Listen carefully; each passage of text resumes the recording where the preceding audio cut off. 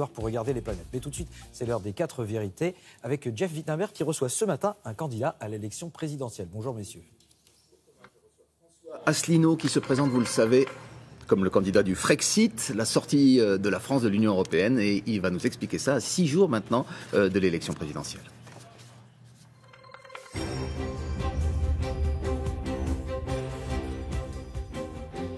Et en effet, bonjour à vous, François Asselineau. Bonjour. Merci d'être là ce matin. Vous nous disiez ici même, il y a quelques semaines, que vous constitueriez la surprise du premier tour, que le score que les sondages vous prêtent pour l'instant serait bien supérieur, enfin plutôt qu'il serait bien inférieur à celui que vous aurez finalement. Est-ce que vous maintenez ce pronostic à quelques jours maintenant du verdict ? Oui, non seulement je maintiens, mais je le confirme et même je l'amplifie. Sur quelle base ?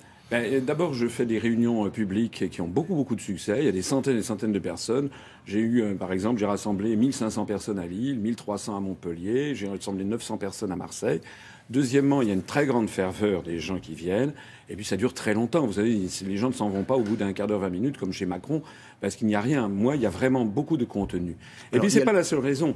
Moi, je vois que dans la rue, les gens m'abordent. Beaucoup de gens me disent on s'en fout des sondages, on sait très bien qu'ils sont bidouillés. Mais sur quelle base vous vous basez pour dire qu'ils sont bidouillés, puisqu'ils vous placent aujourd'hui souvent à moins de 1% des intentions de vote? Il y a eu 2 sondages récemment qui m'ont donné 1,5 et 2, mais moi, ce que je sais, c'est la rue. C'est ce que j'entends dans la rue et les gens qui m'abordent. Voilà. Et puis, il y a aussi, vous avez noté, c'est un peu un détail, mais c'est quand même amusant.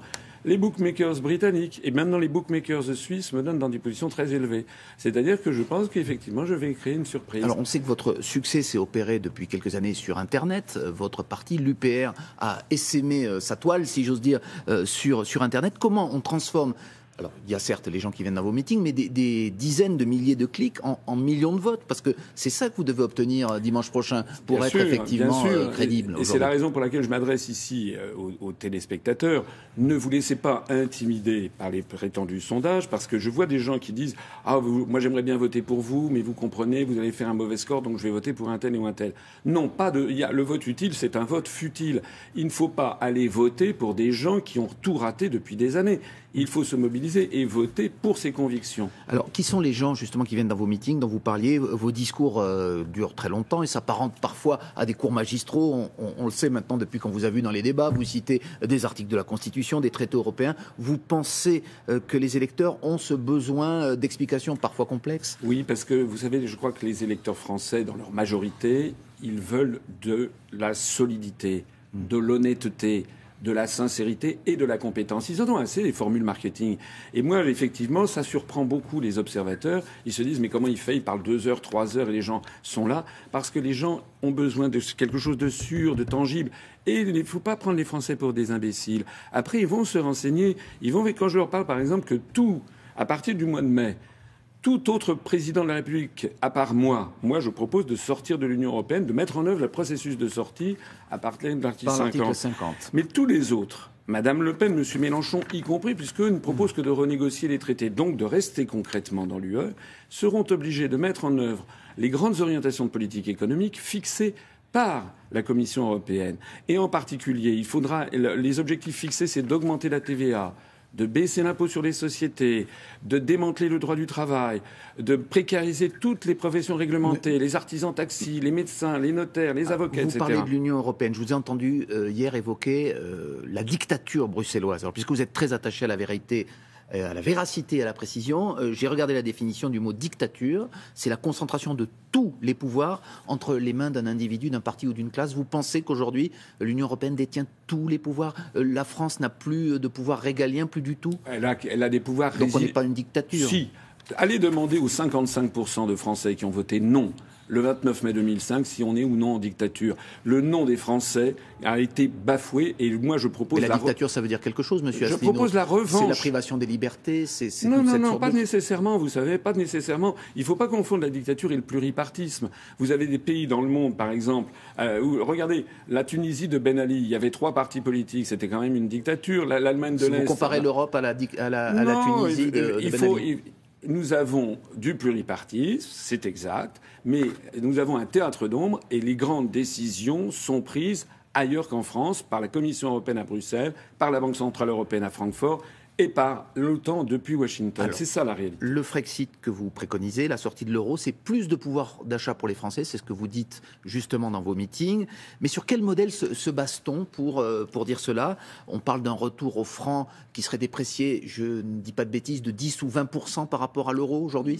Non, aux alentours de 10%. 10%, on paierait donc ce qu'on achète aujourd'hui 1 euro, 1 franc 10. Mais comment... Non. On paierait les importations, seraient 10% plus cher. 10%. Mais en revanche, on vendrait beaucoup plus de produits à l'étranger. Alors, Monsieur Asselineau, comment peut-on modéliser ce scénario alors qu'il n'a jamais eu lieu? Sur quoi se base-t-on? Après tout, aucun pays n'est sorti de l'euro jusqu'à présent. C'est exact, mais je vous ferai remarquer que toutes les monnaies plurinationales dans l'histoire ont toujours explosé, et notamment au XXe siècle. Toutes les monnaies ont explosé.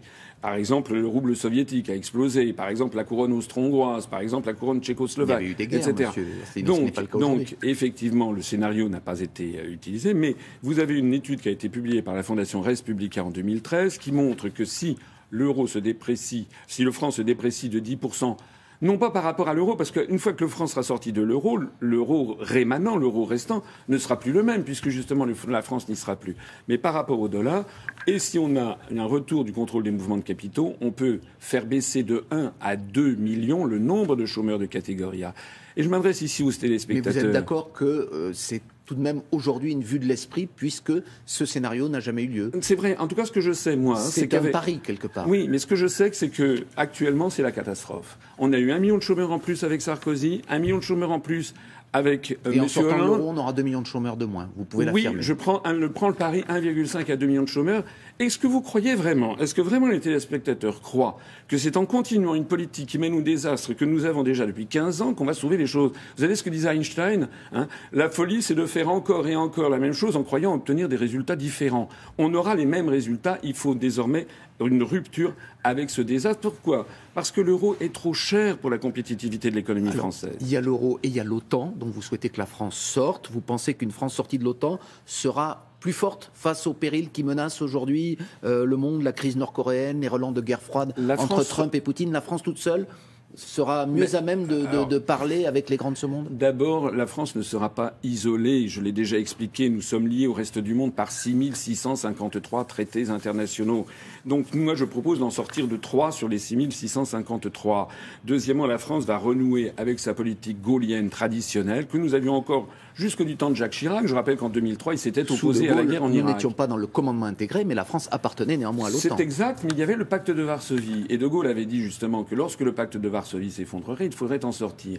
Actuellement, nous ne sommes pas plus forts. Actuellement, nous sommes des vassaux. Nous sommes entraînés dans des guerres qui ne sont pas les nôtres. Nous sommes entraînés à un choc frontal contre le monde arabo-musulman, contre la Russie. Et moi, je dis ici à tous les téléspectateurs qui m'écoutent, il faut voir loin. Parce qu'un jour peut-être viendra où ça ne sera plus les États-Unis d'Amérique qui seront la première puissance militaire mondiale. Ça sera peut-être la Russie, la Chine ou l'Inde. Eh bien, moi, je veux que dans ces conditions, nos enfants, nos petits-enfants puissent, comme aujourd'hui, se fonder sur le droit international. Un État n'a pas le droit de faire régenter lui-même la politique mondiale. C'est la fin de cette interview. Juste une question. Vous donnerez une consigne de vote si ce qui est quand même envisageable, vous n'êtes pas présent au second tour? Eh bien, écoutez, nous allons voir ce qui va se passer, puis on verra, je dirais ça, après le premier tour. Merci beaucoup François Asselineau, c'est à vous Thomas, Merci, très bonne journée. Messieurs, très bonne journée à vous également.